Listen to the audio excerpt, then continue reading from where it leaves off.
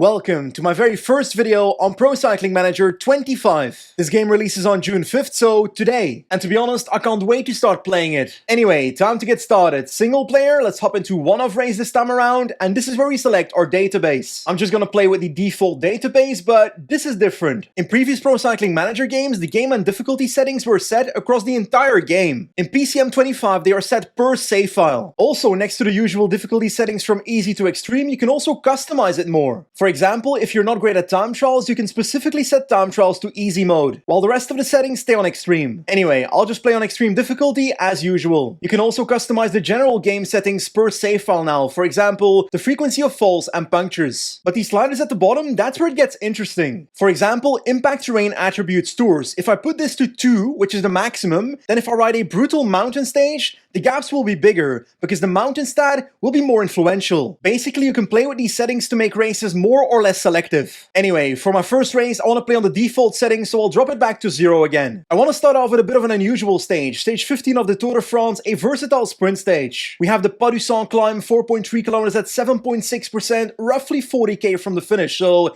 that should shake things up for the pure sprinters. I want to play with a versatile sprinter and win this stage. Oh my god, Wout van Aert's sprint stat has been devoured. 73 sprint stat only. I've decided to go with Jaco Alula, Michael Matthews as our versatile sprinter, 78 hill stat, 74 sprint only, so I'll have to make the climb hard, because I want to drop the pure sprinters. Looks like PCM 25 thinks Tadej Pogacar is the favorite, we'll see about that. Okay, our first race in PCM 25 with the brand new game engine, Unreal Engine 5, in lovely sunny conditions, and I gotta say, it looks good, and so does the daily form on Matthews, a +1. Looks like the peloton is chasing with Visma Leasebike and UAE behind a 5-rider group right now. Søren Warenskjold, Gernalek, Donnenwirth, Tronchon and Renard. Mauro Schmidt has crashed already at the start of the race together with Tobias Bayer. Are they gonna get up? Who's the middle rider here? Tadej Pogacar is down. Tadej Pogacar is down, and is he getting up? No! Tadej Pogacar is abandoning in my first race on PCM 25. Let's hope that doesn't happen at the Tour de France. Anyway, Mauro Schmidt is back in the peloton right now. Let's move him up as well. I'll try and protect Michael Matthews with Jascha Zoeterlin, and I'll stay in the peloton for now. You might be wondering, Benji, why did you pick a versatile sprint stage and not a crazy mountain stage? Actually, there's a reason for it. In Pro Cycling Manager 2024, versatile sprint stages were a bit broken. First of all, the computer-controlled teams would not make a sprint train, and they would sprint for their GC rider, even if they have a faster sprinter in their team still in the group. Anyway, I spoke to the developers of PCM, and they told me this has been fixed, so let's find out. Mauro Schmidt has fallen again! Really? Second time this race,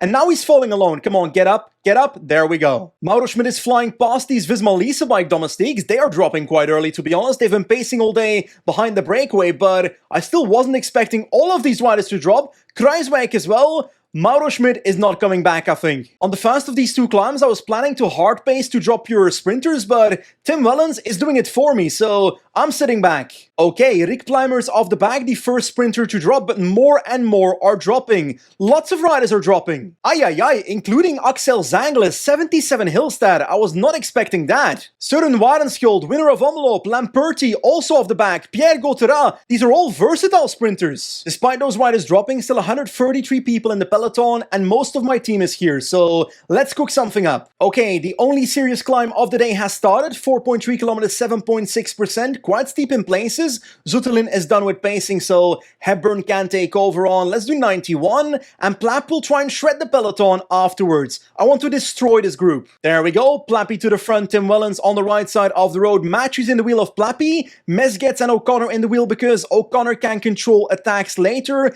Mesgets is kind of a lead out, but I'm not sure he'll make it over the top like this. Oh my god, the peloton is 26 riders, and lots of riders in here are suffering. The rest has basically been dropped, so what a brutal stage. This has been a lot more selective than I thought. We're about to cross the top and I'm slowing the tempo, but people are still dropping. Battistella off the back, 19 people in this front group. I need to make sure Mesget survives, so let's drop it to 65 right now. So I've taken a look at the riders in the group. Luis Aular is the best competitor in this group, 74 sprint stats, so that's our competition. Actually, that's our competition for the sprint. There's quite a few riders trying to attack away, so not everybody wants a sprint. Everybody in this group keeps keeps on attacking, and Juan Ayuso is basically done for and dropping. So Mezgets, you are next. O'Connor off the back as well. Mezgets has energy to control attack, so I think we are good. Last 3 kilometers to the right now with Mezgets. Let's do 95, not 99 yet. Let's up it towards 99 in the last 2 kilometers right now.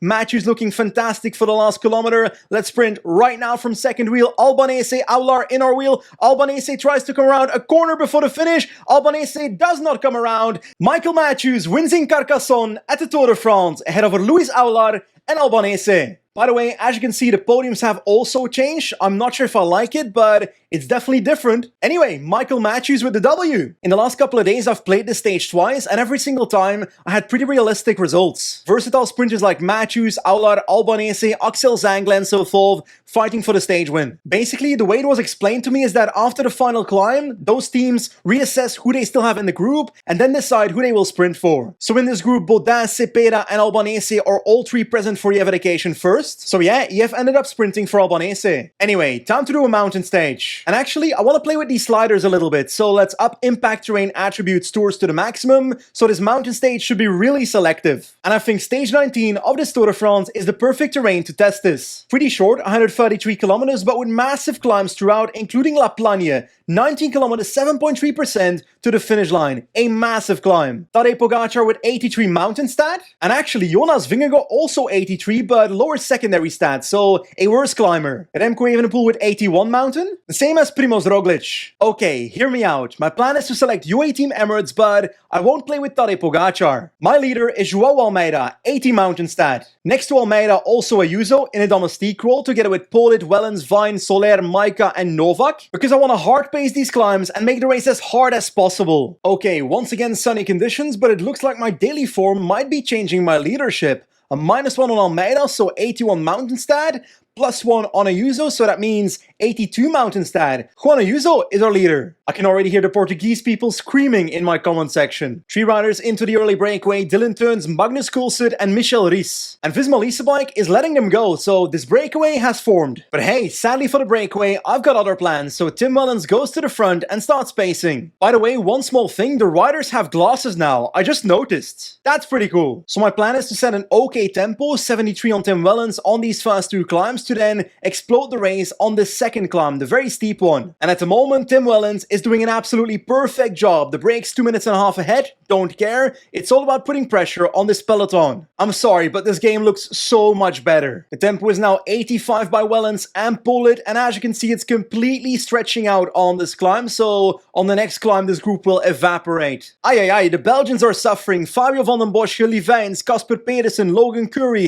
in front of that, Van den Abele. Quite a few riders dropping now. Something I have noticed is that on PCM 25, there's a lot of splits in this sense, so positioning is really important. I don't know if it's a bug, but it's happening nearly every race. Anyway, the second peloton is back, which means Tim Wellens, Niels Polit back to the front. Let's start pacing again. On the steepest segment of the climb, pretty narrow as well, Rafa Maika is pacing. My team is looking good, but how is the peloton looking? Riders are dropping through the peloton as we speak, and it's carnage right now. Riders are dropping everywhere. Rafa Maika is done for though, so I need to get Soler to the front as soon as possible, and let's do a final push on 99 from the front. Let's see what happens. Visma in my wheel, and is this going to destroy the peloton? I think it will. Yeah, 49 people off the front, and this second peloton, a lot of riders are basically done for in this group, so it's all about this front peloton. 45 people, Sepp Kuss off the back. Freile, Baudin, lots of riders that can climb are dropping. Okay, small climb, 5.8 kilometers, 6.6%. Vine is pacing, and